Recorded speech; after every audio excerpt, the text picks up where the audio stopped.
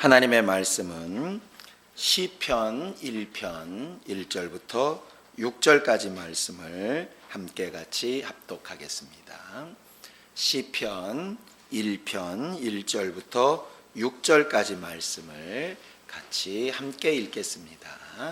시작. 복 있는 사람은 악인들의 꾀를 따르지 아니하며 죄인들의 길에 서지 아니하며 오만한 자들의 자리에 앉지 아니하고 오직 여호와의 율법을 즐거워하여 그의 율법을 주야로 묵상하는도다. 그는 시냇가에 심은 나무가 철을 따라 열매를 맺으며 그 잎사귀가 마르지 아니함 같으니 그가 하는 모든 일이 다 형통하리로다. 악인들은 그렇지 아니하며 오직 바람에 나는 겨와 같도다. 그러므로 악인들은 심판을 견디지 못하며 죄인들이 의인들의 모임에 들지 못하리로다. 무릇 의인들의 길은 여호와께서 인정하시나 악인들의 길은 망하리로다. 아멘. 6절을 다시 한 번만 함께 같이 읽겠습니다. 시작. 무릇 의인들의 길은 여호와께서 인정하시나 악인들의 길은 망하리로다. 아멘. 우리 하나님은 최후의 심판자가 되시는 하나님이십니다. 하나님은 생명을 주시는 아버지이시기도 하고 세상을 긍휼히 여기셔서 구원하시는 구세주이시기도 하지만 제일 마지막 가지신 하나님의 직분은 모든 것을 심판하시는 심판주가 되시는 하나님이십니다. 우리는 그 사실이 우리에게 참 두렵기도 하고 또 어떻게 보면 기대도 되는 그런 하나님의 성품인 것을 좀 잘 알 필요가 있습니다. 아이들이 때때가 되면 시험을 보지요. 아이들한테 만약에 성적표가 없다면 시험이 그렇게 부담되지 않을지도 모르겠습니다. 그냥 시험은 보는데 결과에 대해서 발표도 없고 결과에 대해서 아무런 어떤 행동이 없다면 뭐가 그렇게 부담되겠어요? 시험이 부담스러운 것은 시험 치는 것보다 더 부담스러운 것이 뭐냐면 결과가 부담스러운 거죠. 어떤 경우는 잘 준비를 못했어도 어떻게 잘 답 사이로 찍어서 맞으면가지고 결과가 좋으면 굉장히 아주 사람들이 막 기분 좋아합니다. 근데 아무리 열심히 노력했다고 하더라도 한순간 실수해서 답을 밀어 쓰거나 이렇게 돼서 결과가 안 좋으면 굉장히 아주 낙심하고 실망하게 되지요. 지난 수능 때에도 이렇게 몇 친구들 얘기를 들어보면 어떤 친구는 그 시험이 아주 그의 인생에 굉장히 큰 좋은 전환점이 된 친구도 있고 어떤 친구는 정말 인생을 좀 이렇게 막 포기할 만큼 그런 결과를 가져오는 친구들도 이렇게 보게 됩니다. 그냥 한번 시험 보는 대학 입시 시험도 그런데 하나님 앞에 신앙생활하는 우리들의 모습은 과연 어떨까? 한번 생각해 보면 가끔 이렇게 좀 두려운 마음이 이렇게 듭니다. 성경에는 하나님에 대해서 아주 확고하게 하나님은 입법자이시고 재판장이시다 이렇게 말씀하신 구절이 있습니다. 성경을 좀 보죠. 야고보서 4장 11절 12절입니다. 야고보서 4장 11절 12절입니다. 함께 읽겠습니다. 야고보서 4장 11절 12절입니다. 함께 읽죠. 시작. 형제들아 서로 비방하지 말라. 형제를 비방하는 자나 형제를 판단하는 자는 곧 율법을 비방하고 율법을 판단하는 것이라. 내가 만일 율법을 판단하면 율법의 준행자가 아니요 재판관이로다. 입법자와 재판관은 오직 한 분이시니 능히 구원하기도 하시며 멸하기도 하시느니라. 너는 누구기에 이웃을 판단하느냐 하셨어요. 하나님은 우리들의 입으로 또 마음으로 행동으로 생각으로 하는 모든 것들을 기억하시고 분별하시고 판단하시는 분이십니다. 우리가 신앙생활할 때 절대로 잊지 말아야 될 것, 우리가 이전에게 기도할 때도 절대로 잊지 말아야 될 것은 뭐냐면, 기도하는 이 순간에도 언젠가는 이 모습이 그대로 하나님 앞에 재판받을 때, 심판받을 때가 있다 하는 것이죠. 그래서 야고보서에 함부로 다른 사람을 비방하거나 판단하거나 욕하지 말라고 얘기하는 겁니다. 왜냐하면 너희가 한 그 비방이나 판단으로 반드시 판단받을 것이고, 너희가 남을 긍휼히 여기는 그 긍휼하게 여기심으로 너희도 긍휼함을 얻을 것이라고 분명히 그 조건을 말씀해 놓으셨기 때문이에요. 사람이 무서워서 그러는 것 아닙니다. 어떤 상황이 어려워서 그런 것도 아닙니다. 하나님께서 그것을 보시고 판단하고 계시기 때문에 그런 것이에요. 그래서 신앙인은 누구의 눈빛을 기억하는 사람들이냐면 하나님의 눈빛을 기억하는 사람들입니다. 사람은 속일 수 있고 사람 앞에는 안 그런 척 할 수 있습니다. 사람 앞에는 여기서 이 말하고 저기서 저 말하고 사람들은 모를 수 있습니다. 근데 하나님은 아시거든요. 그게 무섭다는 겁니다. 언젠가 우리가 하나님의 심판대 앞에 서는 그날에 하나님께서 과연 인정하실 사람인지 아닌 사람인지, 그것이 우리들이 정말 되돌리고 싶어도 되돌릴 수 없는 시간이 올 때, 그때는 정말 우리는 후회해도 어쩔 수 없는 상황이 이를 수도 있습니다. 성경에는 수많이 무서운 얘기들이 많이 기록되어 있지만은요, 가장 무서운 얘기는 예수께서 직접 말씀하신 종말에 관련된 부분입니다.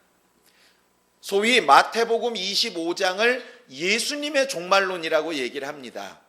요한계시록에 나오는 것보다, 다니엘서나 에스겔서에 나오는 것보다 훨씬 더 정확하고 분명한 종말론이 어디에 나오느냐면 마태복음 25장에 나옵니다.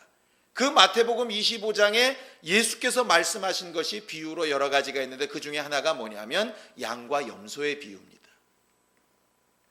양으로 구별된 사람도 염소로 구별된 사람도 실제로는 자기들이 하나님 앞에 어떻게 판단받을지 몰랐습니다. 자기는 그저 지극히 작은 소자에게 긍휼을 베풀고 그들에게 생명을 나누고 자기의 것으로 정말 공개하고 했었는데, 예수를 공개한 것처럼 인정하셔서 판단하시는 것도 나오고, 나름대로는 굉장히 신앙생활 잘하고 앞에서 뭔가 한 것처럼 뻑적지근하게 했는데 예수께서 보실 때는 도무지 기억할 필요조차 없는 그런 신앙생활이었다고 말씀하시는 부분이 나온다 이 말이죠. 그래서 신앙생활할 때 정말 중요하고 정말 중요한 게 뭐냐면 하나님의 인정하심을 얻는 겁니다. 오늘 성경 본문 6절에 보면 무릇 의인들의 길은 여호와께서 인정하신다 이렇게 되어져 있어요. 반대로 악인들의 길은 어떠냐? 망한다 이렇게 되는데, 이 망한다는 본래의 뜻이 무엇이냐면 완전히 흩어뜨려서 흔적도 없이 하다 이런 뜻입니다. 나름대로 헌신도 하고 봉사도 하고 예배도 하고 직분도 감당하고 앞에 서 가지고 이것도 하고 저것도 하고 다 했는데 하나님 앞에는 아무것도 안 남는다는 거죠. 아무것도 안 남는다.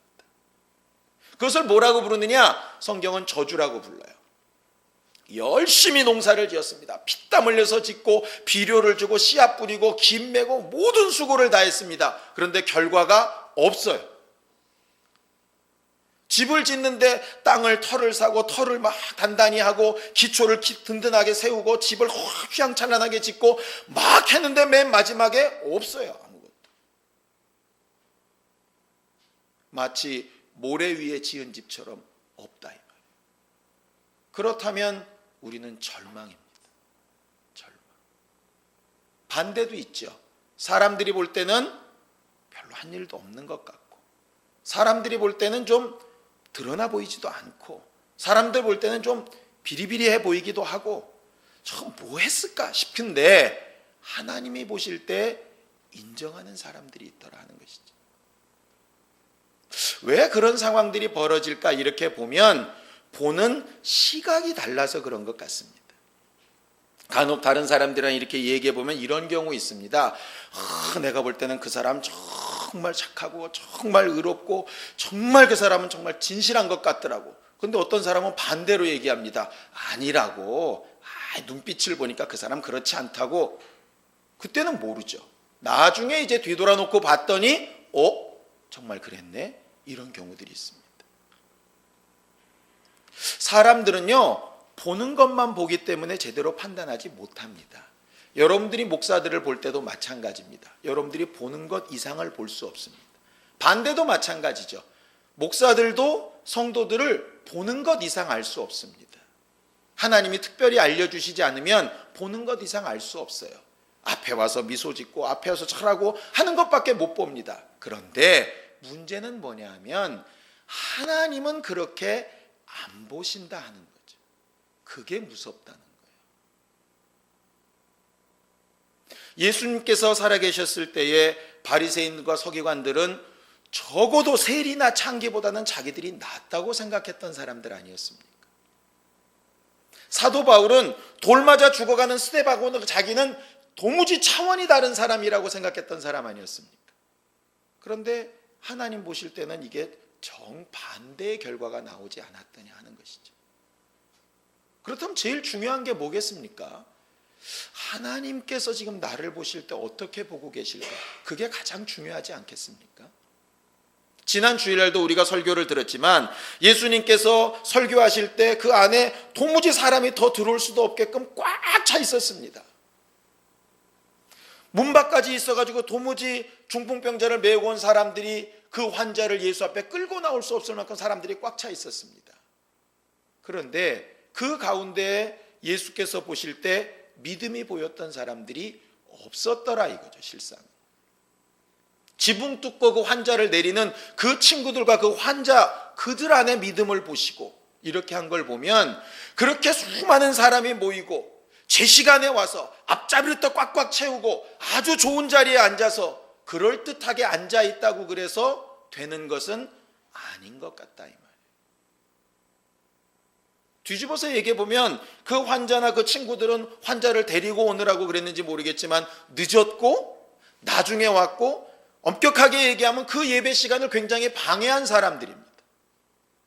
지금 생각을 해보죠. 이렇게 막 설교하고 있는데 갑자기 뜯겨나가고 사람이 하나 쏙 내려오면 얼마나 놀라겠어요. 설교 끝이죠. 사람들이 다 피해를 봅니다. 그런데도 거기에 대해서 예수께서 아무 말씀 안 하십니다. 사람들은 무지하게 욕했을 겁니다. 뭐 저렇게 예의도 없고 믿음도 없고 뭐 저런 사람이 다 있냐고. 그런데 예수께서 보시는 건 제대로 폼 잡고 와서 앉아있는 걸 보시는 게 아니라 도대체 무슨 마음을 가지고 예수 앞에 나왔는가를 보시더라 하는 것이죠.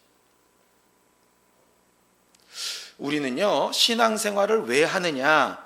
하나님의 인정하심을 얻고 싶어서 하는 겁니다. 그걸 잊어버리면 큰일 납니다. 큰일 납니다.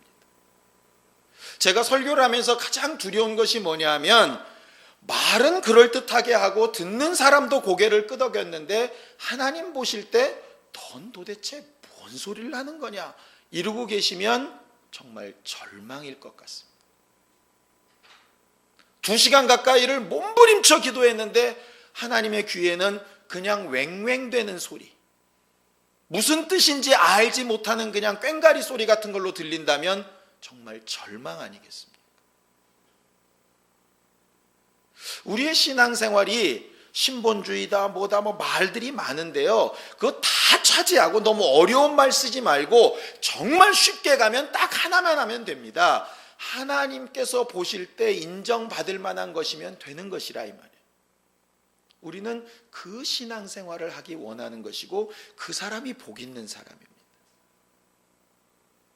하나님 보실 때 죄인이 아니면 남들이 아무리 뭐라고 그래도 죄와 상관없는 사람입니다. 대표적인 케이스가 누구냐면 예수님 옆에서 죽었던 십자가상의 강도입니다. 그는 죽을 때에도 살인 강도였고 죽고 나서도 살인 강도였고 사람들의 기억에는 영원히 살인 강도였을 겁니다. 그런데 예수 앞에는 나와 함께 낙원에 있을 자라고 얘기하셨어요. 그럼 끝난 겁니다. 반대는 어떨까요? 반대는 사람들이 볼 때는 대단한 사역자고 사람들이 볼 때는 엄청난 신앙인이고 사람들이 볼 때는 대단히 전도 많이 하는 사람이고 사람들이 볼 때는 교회를 전체를 책임지는 사람 같지만 하나님 보실 때에는 아닐 수도 있다는 거죠. 그러면은 마지막 날 주님 앞에서 얼마나 울어야 되겠습니까? 그런 경우를 대비해서 슬피 울며 이를 갈미 있다고 얘기하시는 것 같아요. 우리가 왜 회개해야 됩니까? 그때 슬피 울며 이를 갈 거를 차라리 지금 울고 돌이켜야 되기 때문에 그렇습니다. 왜 말씀 배웁니까? 스스로 옳다는 바대로 열심히 하고 있는데 정말 그러한가 제대로 봐야 되기 때문이죠. 그러니 저 말은 옳다, 저 말은 내 마음에 든다, 저거는 끄덕끄덕, 이게 문제가 아니라 나는 지금 제대로 가고 있나? 이게 정말 계속해서 자기한테 물어져야 신앙생활을 잘하지 않겠습니까? 교회도 그렇게 계속 물어가야 될 것 같고, 목회도 계속 그렇게 물어가야 될 것 같고, 성도들의 신앙생활도 계속 그렇게 물어가야 될 것 같습니다. 모든 것의 재판장이신 예수께서 아버지로부터 모든 권리를 다 부여받으셨다고 성경은 말을 합니다. 그러면서 뭐라고 얘기하시느냐? 이렇게 부여받은 이유는 뭐냐? 아버지와 함께 아들도 공경받기 위해서, 아들의 시각이 공경받기 위해서 심판을 다 주셨다, 그렇게 되어져 있어요. 그리고 그 아들도 우리에게 심판하지 아니하신대. 왜냐하면 하나님의 마음은 심판하러 오신 것이 아니라 구원하러 오셨기 때문에 그렇다, 그렇게 되어 있습니다. 우리가 어떻게 살아왔던 어떤 상황에 있었던 간에 구원받기를 사모하고 은혜받기를 사모하고 하나님 앞에서 자신이 어떻게 보이는가를 고민하며 근심하는 사람이라면 얼마든지 하나님 앞에 살 길이 열려 있다는 뜻입니다. 반대로 무언가 된 것 같고 하고 있는 것 같고 알고 있는 것 같다면 문제가 심각할 수도 있는 것이겠죠. 우리가 그동안 계속 시편 1편을 통해서 복 있는 사람의 내용을 계속 봤습니다. 복 있는 사람이 뭔가 딱 하나였습니다. 하나님께서 인정하시는 사람, 하나님께서 그 열매를 보존하시는 사람, 하나님과 붙어있는 사람. 그것을 우리가 전에도 봤지만 로마서에서 한 번 더 보겠습니다. 자, 로마서 10장 9절에서 10절입니다. 로마서 10장 9절에서 10절입니다. 함께 읽습니다. 로마서 10장 9절에서 10절입니다. 시작. 내가 만일 내 입으로 예수를 주로 시인하며 또 하나님께서 그를 죽은 자 가운데서 살리신 것을 내 마음에 믿으면 구원을 받으리라. 사람이 마음으로 믿어 의에 이르고 입으로 시인하여 구원에 이르느니라. 무슨 얘기냐면 구원은 뭐냐? 내 마음으로 믿는 바를 인정해야, 그것이 인정되어야 그래서 구원을 얻는다, 이렇게 되어져 있습니다. 하나님 앞에 복 있는 사람은 뭐냐? 하나님께서 내게 복 주신 것을 마음으로 알고 믿고 그것을 인정해야, 그래야 그 사람이 복 있는 사람이라, 그 뜻이겠죠. 인정한다는 것. 왜 이 인정이라는 말을 썼을까? 왜 시인이라는 말을 썼을까? 우리가 흔히 기독교의 황금률이라고 부르는 것이 있습니다. 황금률이 뭐냐면요, 이것입니다. 너희는 남에게 대접을 받고자 하는 대로 남을 대접하라는 것이에요. 무슨 얘기냐면 네가 하나님으로부터 의인의 삶으로 인정받고 싶으면 먼저 하나님을 인정하라는 겁니다. 그게 황금률이에요. 결과적으로 믿음은 뭐냐면 하나님의 하실 일을 인정하는 겁니다. 우리의 기도가 그거 하는 겁니다. 하나님 이거 해주세요, 저거 해주세요. 이거 이전에 하나님께서 하나님 원하시고 바라시는 대로 나를 인도해 가실 것을 믿습니다. 그 사실을 내가 인정합니다. 지금 내 마음에는 들던 들지 않던 잘 모르겠지만 하나님께서 인도하시는 이 길이 가장 확실하고 제일 좋은 길이라고 내가 인정하겠습니다 라고 할 때 하나님께서 그 길을 인정하신다는 거죠. 그걸 시인, 인정이라고 말을 하는 겁니다. 하나님께서 인정하시는 사람은 누구냐? 하나님을 먼저 시인하는 사람이에요. 자, 성경을 좀 보죠. 다시 한번 보겠습니다. 자, 마태복음 10장 32절에서 33절입니다. 마태복음 10장 32절에서 33절입니다. 함께 읽습니다. 마태복음 10장 32절에서 33절입니다. 함께 읽겠습니다. 시작. 누구든지 사람 앞에서 나를 시인하면 나도 하늘에 계신 내 아버지 앞에서 그를 시인할 것이요, 누구든지 사람 앞에서 나를 부인하면 나도 하늘에 계신 내 아버지 앞에서 그를 부인하리라, 이랬습니다. 똑같은 내용이죠. 너희가 마음으로 믿는 것을 입으로 시인해라. 그럼 하나님께서도 네 구원을 인정하시겠다. 똑같은 얘기입니다. 네가 사람들 앞에서 하나님을, 예수의 은혜를 시인해라. 그러면 나도 하나님과 천사들 앞에서 너를 시인하겠다. 그런데 네가 사람들과 세상에서 예수에 대해서 받은 은혜에 대해서 시인하지 않는다면, 그렇다면 나도 너를 시인할 수 없다 하는 것이에요. 아까 우리가 읽었던 시편 1편 6절에 하나님께서 의인의 길을 인정하신다. 그럼 그 의인이 뭘까? 간단합니다. 하나님이 하시는 일을 인정하는 사람이란 뜻입니다. 자기의 소원을 이루는 사람이라는 뜻이 아니라 하나님이 하시는 일을 이룬다는 거예요. 대표적인 케이스가 누구냐면 예수 그리스도십니다. 그는 십자가에 달려 죽기를 원치 않으셨습니다. 내 원은 이 잔이 내게서 벗어나는 거라고 말씀하세요. 그런데 뭐라고 얘기하시냐? 그래도 아버지의 뜻이라면 이루어지기를 원합니다라고 시인하십니다. 그러니까 하나님께서도 그 아들을 시인하세요. 아브라함은 자식을 바치고 싶었겠습니까? 아닙니다. 그런데 하나님께서 바치라고 하셨을 때 그 바치라는 것이 분명히 이유가 있고 방법이 있고 해결법이 있고 인도해 나가실 거라고 믿고 인정합니다. 아브라함은 갈 바를 알지 못하고 갔다고 성경은 얘기합니다. 히브리서에. 그런데 그는 어떻게 그렇게 할 수 있었느냐? 길을 알아서도 아니고 방향을 알아서도 아닙니다. 오직 하나님을 인정해서 그렇습니다. 모세는 다른 이스라엘 백성과 달리 특별히 무슨 내비게이션을 가지고 광야길을 갔을까요? 천만에요. 그는 오직 하나밖에 없었습니다. 하나님께서 자기와 자기 백성을 인도해 나가실 거라는 인정 하나밖에 없었어요. 그가 홍해바다를 건너고 백성들이 자기를 죽이려고 하고 그러는 것을 바라지는 않을 거 아니었습니까? 다윗도 마찬가지고. 믿음의 사람들의 근본을 보면 다 하나로 통일이 됩니다. 하나님께서 하시는 일을 인정한다는 얘기예요. 뒤집어서 얘기하면 자기가 원하는 것이 아닐지라도라는 전제가 붙습니다. 그런데 사람들은 대부분 믿음 있다고 하고 하나님을 안다고 하고 하나님이 이럴 것이라고도 얘기를 하면서 하나님이 하시는 일을 잘 인정하지 않으려고 하더라 이 말이죠. 왜? 자기 생각이랑 안 맞으니까. 그럼 계속 불평합니다.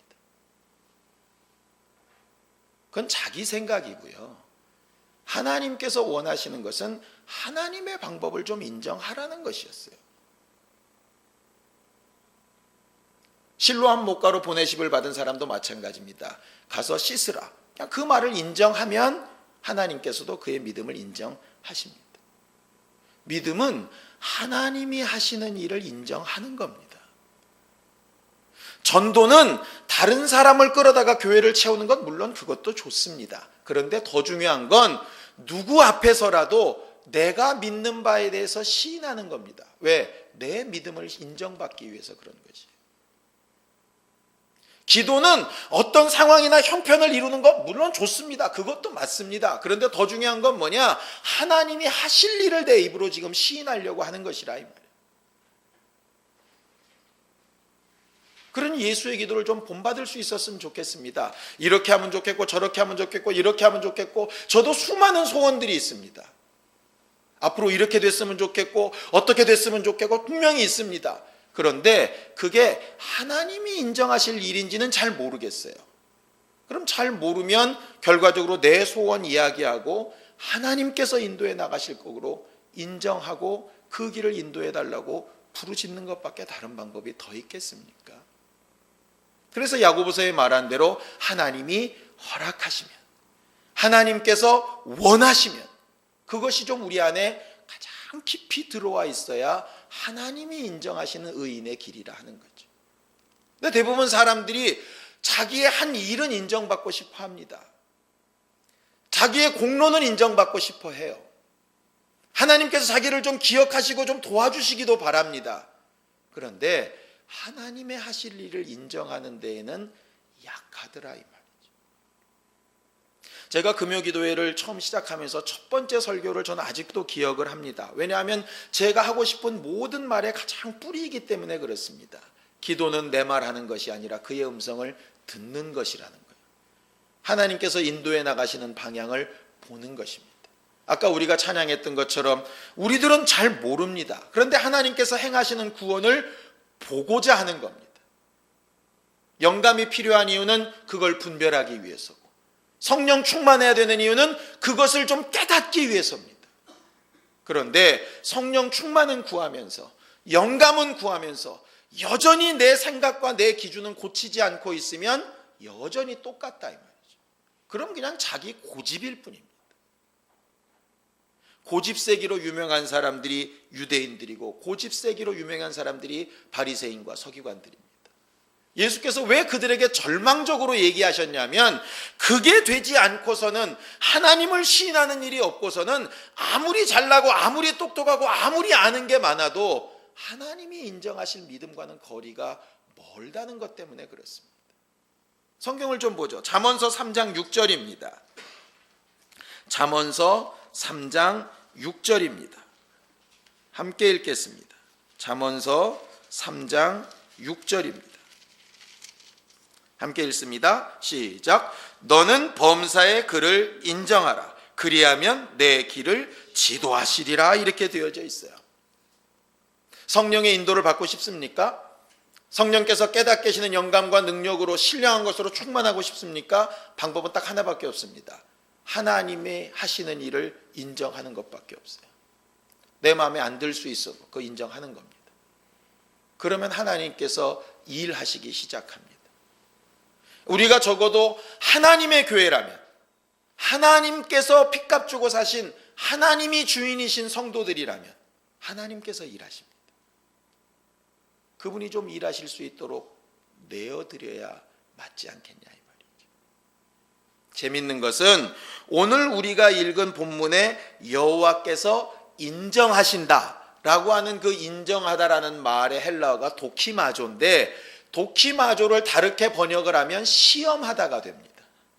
시험하다. 하나님께서 그 아브라함을 시험하사 그게 도키마조입니다. 그건 뭐냐면 시험은 시험인데 어떤 시험이냐면 인정하고 싶으신 시험이에요. 원수처럼 죽이려고 하는 시험이 아니라 저를 정말 저가 나를 이만큼 인정하고 있다는 것을 보고 싶으신 인정하고 싶은 시험입니다. 신명기에 보면 내가 내 백성을 광야길에서 그렇게 돌린 이유가 뭔 줄 아느냐? 그들이 내 규례를 지키나 안 지키나 보려고 시험하려고. 그게 도키마조입니다. 하나님께서 인정하고 싶으신 거예요. 우리가 지금 처한 상황이나 환경이 우리 생각대로 잘 안 가는 것 같습니까? 혹시 하나님께서 인정하고 싶으신 시험일 수 있습니다. 그렇다면 그것을 잘 통과해야죠. 어떻게 통과해야 되느냐? 자, 보세요. 디모데후서 2장 15절입니다. 디모데후서 2장 15절입니다. 함께 읽습니다. 디모데후서 2장 15절입니다. 함께 읽습니다. 시작. 너는 진리의 말씀을 옳게 분별하며 부끄러울 것이 없는 일꾼으로 인정된 자로 자신을 하나님 앞에 드리기를 힘써라 그랬습니다. 진리의 일꾼으로 인정된 자로 시험에 통과된 자로 그렇게 살라는 뜻이죠. 어떻게 해야 그렇게 힘쓸 수 있느냐? 16절입니다. 함께 읽습니다. 시작. 망령되고 헛된 말을 버리라. 그들은 경건하지 아니함에 점점 나아간다 그랬습니다. 여기 말하는 경건이라는 말은 유세베이아라 그래서 겸손이란 뜻입니다. 거기 망령되고 헛된 말은 뭐냐면 잘 알지도 못하면서 하나님께서 뭘 원하시는지 제대로 알지도 못하면서 자기 경험이나 자기 생각대로 함부로 말하는 걸 얘기하는 겁니다. 겸손하면 함부로 말할 수 없는데 겸손하지 않으면 자기 경험이 전부인 것처럼 자기 계산이나 자기 판단이 전부인 것처럼 함부로 말하게 되겠죠. 그거는 하나님의 시험에 통과하지 못한다 하는 것입니다. 자, 또 있습니다. 21절 봅니다. 시작. 큰 집에는 금그릇과 은그릇뿐 아니라 나무그릇과 질그릇도 있어 귀하게 쓰는 것도 있고 천하게 쓰는 것도 있는데 21절 그러므로 누구든지 이런 것에서 자기를 깨끗하게 하면 귀히 쓰는 그릇이 되어 거룩하고 주인의 쓰심에 합당하며 모든 선한 일에 준비함이 되리라 그랬습니다. 사람들은 그릇의 재질이 뭐냐? 저는 얼마나 오래 믿었고 얼마나 헌신 많이 했고 얼마나 성경을 많이 하고 얼마나 직분이 많이 감당했고 얼마나 많은 일을 교회에서 하고 있고 이런 걸로 판단하는데 하나님은 금그릇, 은그릇, 나무그릇, 질그릇, 귀한 그릇, 선한 그릇 상관없다는 얘기입니다. 딱 하나 조건이면 됩니다. 각각 자기를 깨끗하게 하면. 질그릇이 금그릇 되려고 해봐야 힘듭니다. 나무 그릇이 은 그릇 되려고 하면 어렵습니다. 그래서 사도 바울도 각각 부르심을 받았다면 부르신 그대로, 그냥 그대로, 그 모습 그대로, 단 그 마음과 생각이 하나님 앞에서 정말 하나님의 뜻대로 살아보려고 힘쓰는 것으로, 상황이 좀 안 좋으면 그 상황만 변하려고 하지 말고 그 상황 안에서 가장 하나님께 쓰실 만한 것으로, 쉽게 얘기하면 바울은 뭐라고까지 얘기하냐면, 종으로서 부르심을 받았다면 그냥 종으로 그대로 있어서도 그리스도인으로서 자유할 수 있다면 좋겠지만, 그렇지 않다 하더라도 노예로 그냥 계속 살더라도 그 삶에서 계속, 이렇게 말합니다. 근데 자꾸 사람들은 신앙을 어떻게 보느냐 하면, 환경을 바꾸고 형편을 바꾸고 남보다 좀 나아지고 더 커지고 자꾸 그 다음에 뭔가를 하려고 하다 보니까, 애시당초 질그릇이고 애시당초 천한 그릇인데도 아주 자기가 무슨 금그릇 될 것처럼 고민하다가 그거 안 되면 낙심하고 실망하고 자빠지고 하지 않더냐 이 말이죠. 성경은 그렇게 가라는 얘기가 아니고, 정말 하나님의 인정받는 일꾼이라면 각각 처한 그 상황에서 이란 뜻입니다. 자, 또 있죠. 22절에 아까 읽었던 그것대로 22절 한번 보겠습니다. 시작. 또한 너는 청년의 정욕을 피하고 주를 깨끗한 마음으로 부르는 자들과 함께 의와 믿음과 사랑과 화평을 따라라 이랬습니다. 너 혼자가 아니라 함께. 이게 결국 하나님께서 부르신 교회고 하나님이 인정하시는 교회입니다. 행복한 교회는 지난 한 1년여 동안 이렇게 인도받아 왔고 여러 발걸음들을 걸어왔습니다.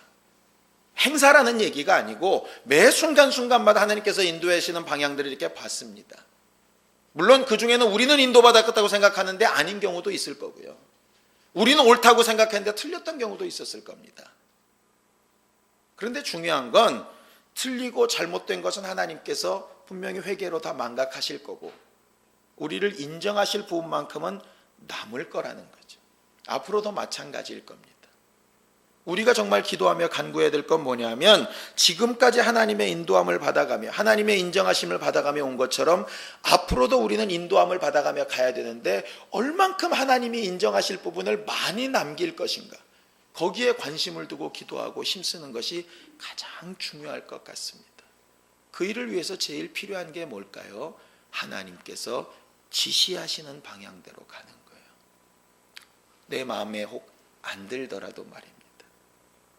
우리가 엘리야의 사건을 통해서 잘 배웠죠? 엘리야가 갈멜산에서 큰 사역을 하고 나서 그래도 또 죽음 때문에 힘들고 괴로워서 죽기를 구할 때 하나님 앞에 큰 환상이 열립니다.